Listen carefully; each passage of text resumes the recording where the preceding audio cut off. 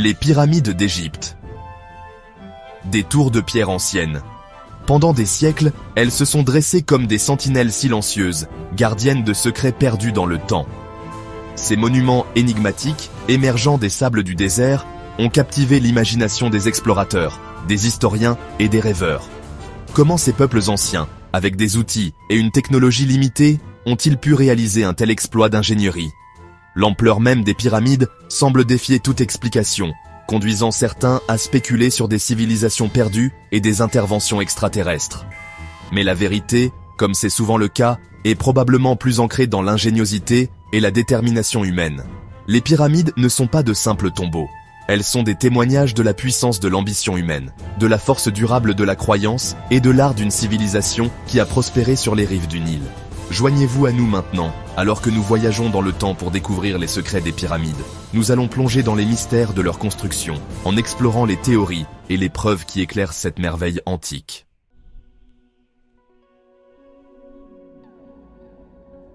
Les pyramides d'Égypte sont plus que de simples tombeaux antiques. Elles sont des symboles durables d'une civilisation qui a prospéré pendant des millénaires, laissant une marque indélébile sur l'histoire de l'humanité. La simple vue de ces structures majestueuses évoque un sentiment d'émerveillement et de respect, un témoignage de l'ambition et de l'ingéniosité de leurs créateurs.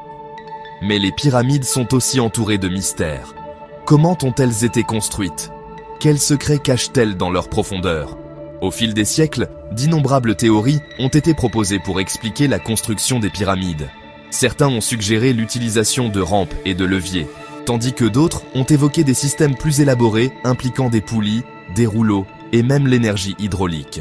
Des découvertes récentes ont jeté un nouvel éclairage sur les techniques employées par les anciens Égyptiens, révélant une compréhension sophistiquée des mathématiques, de l'astronomie et de l'ingénierie.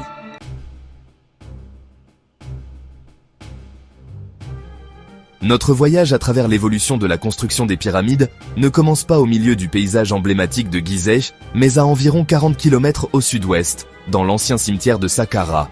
Ici, dans les sables du temps, s'élève un monument qui allait changer à jamais le cours de l'architecture égyptienne, la pyramide à degrés de Djéser.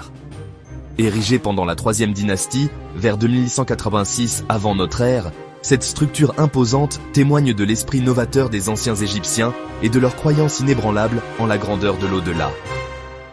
Avant le règne de Djéser, les tombes royales, connues sous le nom de mastabas, étaient des structures simples et rectangulaires. Ces bâtiments à toit plat, construits en briques de terre crue, servaient de modestes demeures terrestres aux pharaons défunts. Cependant, Djéser, un pharaon ambitieux et visionnaire, cherchait un monument plus digne de son héritage. Une structure qui percerait les cieux et proclamerait son pouvoir éternel.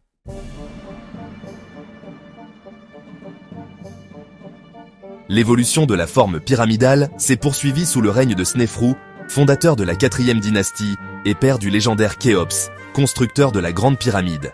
Poussé par le désir de perfectionner la forme pyramidale, Snéfrou a commandé non pas une, mais 3 pyramides monumentales durant son règne, chacune illustrant une étape distincte du développement de la construction des pyramides. Une pyramide en particulier se distingue comme une curieuse anomalie, la pyramide rhomboïdale à Dachour. Comme son nom l'indique, la pyramide rhomboïdale est unique en raison de sa forme particulière. La partie inférieure de la pyramide s'élève à un angle abrupt de 54 degrés, mais à mi-hauteur, l'angle change brusquement à 43 degrés, créant une courbure notable dans le profil de la structure. Cette singularité architecturale a intrigué les historiens et les archéologues pendant des siècles, suscitant diverses théories sur sa cause.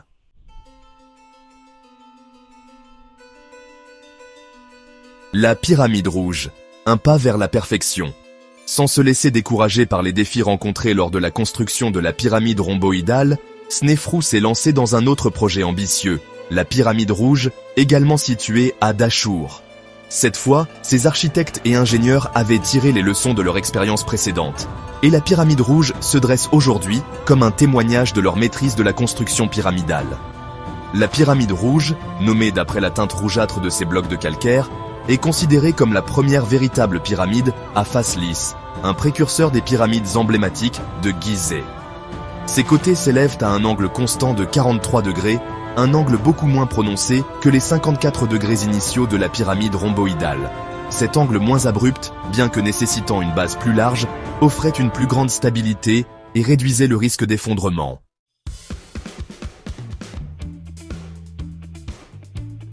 La vision de Khéops, la grande pyramide s'élève. Le décor était planté. Les leçons tirées des succès et des revers des pyramides précédentes ont culminé sous le règne de Khéops, fils et successeur de Snéfrou. Ce fut Khéops qui supervisa la construction de la pyramide la plus emblématique de toutes, celle qui allait symboliser l'essence même de la civilisation égyptienne antique, la grande pyramide de Gizeh. S'élevant des sables du désert comme un point d'exclamation colossal, la grande pyramide est un témoignage durable de l'ambition de Khéops, de l'ingéniosité de ses architectes et du dévouement indéfectible d'innombrables ouvriers. Imaginez, si vous le voulez bien, la scène à Gizeh il y a environ 4500 ans. L'an est approximativement 2580, avant notre ère. Le soleil tape sur un vaste chantier de construction, une ruche d'activité bourdonnant des sons de marteaux frappant la pierre, de traîneaux gémissant sous d'immenses poids et des chants rythmés des ouvriers. Au cœur de ce complexe tentaculaire, la grande pyramide commence à prendre forme, pierre par pierre, couche par couche, un monument d'une échelle et d'une ambition sans précédent.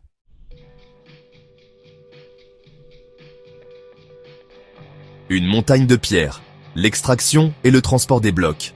La construction de la grande pyramide a présenté un défi logistique formidable, même pour une civilisation aussi ingénieuse que les anciens Égyptiens. Le premier obstacle était d'obtenir les millions de blocs de pierre nécessaires au projet. La majorité de ces pierres, le cœur de la pyramide, provenait d'une carrière située juste au sud du plateau de Gizeh, une distance relativement courte qui facilitait le transport. Ces blocs de calcaire, bien que massifs, étaient moins difficiles à extraire et à transporter que les pierres plus fines utilisées pour le revêtement extérieur de la pyramide. Pour le revêtement extérieur de la pyramide, les constructeurs de Khéops se sont tournés vers les carrières de Toura, situées de l'autre côté du Nil. Là, ils ont extrait du calcaire blanc brillant, prisé pour sa durabilité et son attrait esthétique. L'extraction de ces blocs massifs était un processus laborieux, impliquant des ciseaux en cuivre, des coins en bois et probablement des techniques de mise à feu pour briser la roche le long des fissures naturelles. Une fois libérés de la paroi de la carrière, les blocs massifs étaient ensuite transportés jusqu'au chantier de construction de la pyramide. Un voyage semé d'embûches.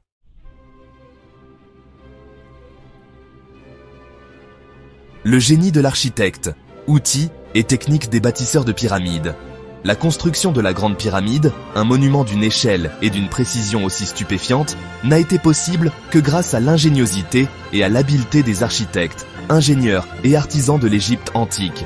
Ces maîtres bâtisseurs, s'appuyant sur des générations de connaissances accumulées et une profonde compréhension des mathématiques, de l'astronomie et de la géométrie, ont développé une gamme d'outils et de techniques qui leur ont permis de tailler et de déplacer des pierres massives avec une précision remarquable.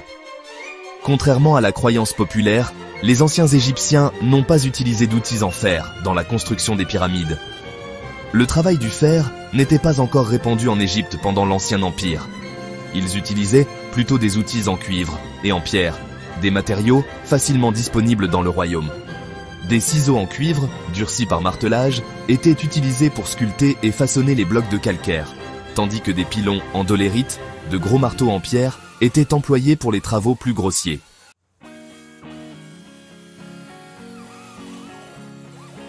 Déconstruire le mythe, les mains qui ont bâti un empire. Pendant des siècles, une image persistante a dominé l'imaginaire populaire lorsqu'on évoquait la construction des pyramides, des foules d'esclaves émaciés travaillant sous le soleil impitoyable du désert, poussés par les fouets de surveillants cruels. Ce récit captivant, mais finalement inexact, a été perpétué à travers la littérature, le cinéma et même les conversations informelles.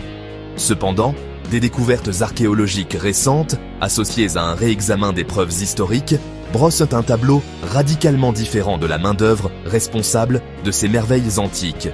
L'idée d'une main-d'œuvre d'esclaves doit beaucoup aux écrits d'historiens grecs anciens, notamment Hérodote, qui a visité l'Égypte des siècles après la construction de la Grande Pyramide.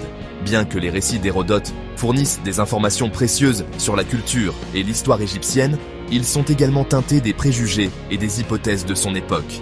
L'esclavage, une pratique courante dans le monde antique, était souvent considéré comme la force motrice des projets de construction à grande échelle.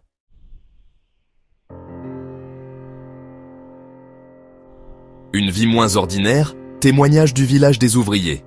La découverte du village des ouvriers à Gizeh a marqué un tournant dans notre compréhension de la construction des pyramides.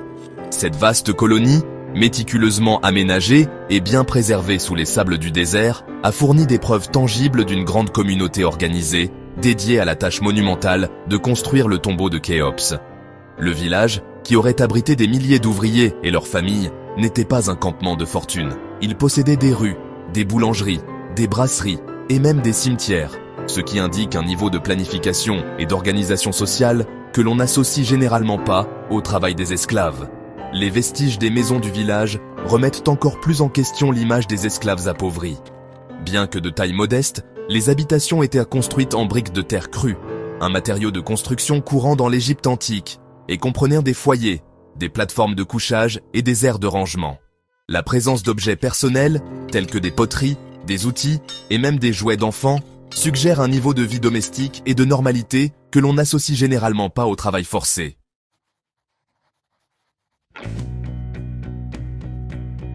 Les tombes et les inscriptions découvertes dans le village des ouvriers offrent des aperçus poignants sur la vie, les croyances et même les aspirations des personnes qui ont construit les pyramides. Loin d'être des rouages anonymes dans une vaste machine, ces individus émergent des archives archéologiques comme des personnes avec des noms, des familles et un sentiment de fierté pour leur travail.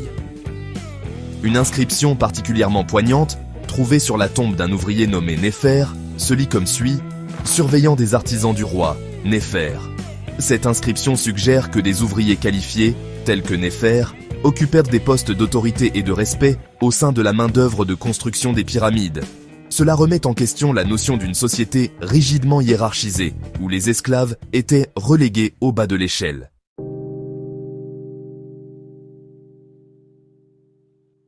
Écho dans le vide, chambres invisibles et mystères modernes. Les pyramides de Gizeh, même après des millénaires d'examens minutieux, continuent de garder jalousement leurs secrets, murmurant des énigmes qui intriguent les chercheurs et enflammant l'imagination des rêveurs. Bien que nous ayons découvert une mine de connaissances sur leur construction et la vie de ceux qui les ont construites, des questions fascinantes demeurent, cachées dans les profondeurs des pyramides, enveloppées d'obscurité et de spéculation. Ces structures colossales sont-elles de simples tombeaux élaborés, ou abritent-elles des chambres cachées, des passages secrets et des connaissances perdues dans le temps? Au cours des dernières décennies, les progrès des techniques archéologiques non invasives ont insufflé une nouvelle vie à la quête pour percer les mystères des pyramides. L'une de ces techniques, la muographie, est apparue comme un outil puissant pour scruter le cœur de ces monuments antiques sans perturber leur équilibre délicat. La muographie, semblable à une radiographie pour les structures massives, repose sur la détection des muons, des particules subatomiques qui pleuvent sur la Terre depuis l'espace.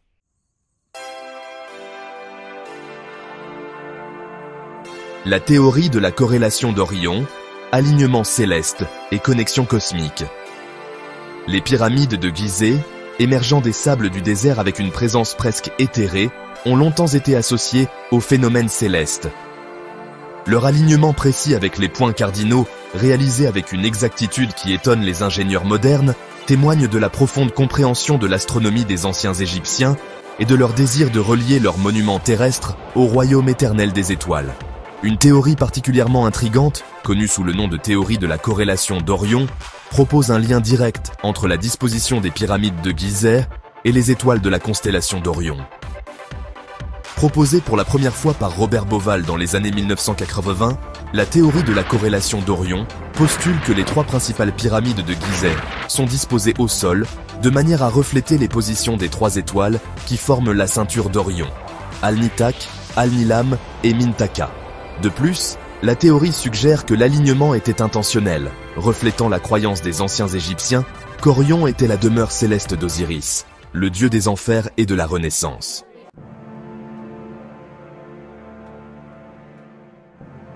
Une énigme durable, l'attractivité de l'inconnu.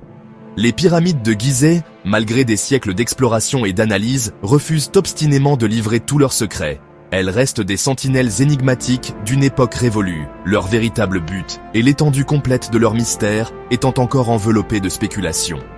C'est cette énigme durable, l'attrait de l'inconnu, qui continuent de captiver notre imagination et de nous ramener à ces merveilles antiques. Nous nous émerveillons des prouesses d'ingénierie de leurs constructeurs, qui, avec des outils et des techniques qui semblent rudimentaires selon les normes actuelles, ont érigé des structures d'une échelle et d'une précision aussi stupéfiantes. Nous réfléchissons aux croyances et aux aspirations d'une civilisation qui a investi tant de temps, d'énergie et de ressources dans la création de monuments destinés à durer pour l'éternité. Nous sommes touchés par la prise de conscience que, malgré nos progrès technologiques, nous continuons de reconstituer le puzzle de leur construction, toujours à la recherche de réponses à des questions qui ont résonné à travers les millénaires.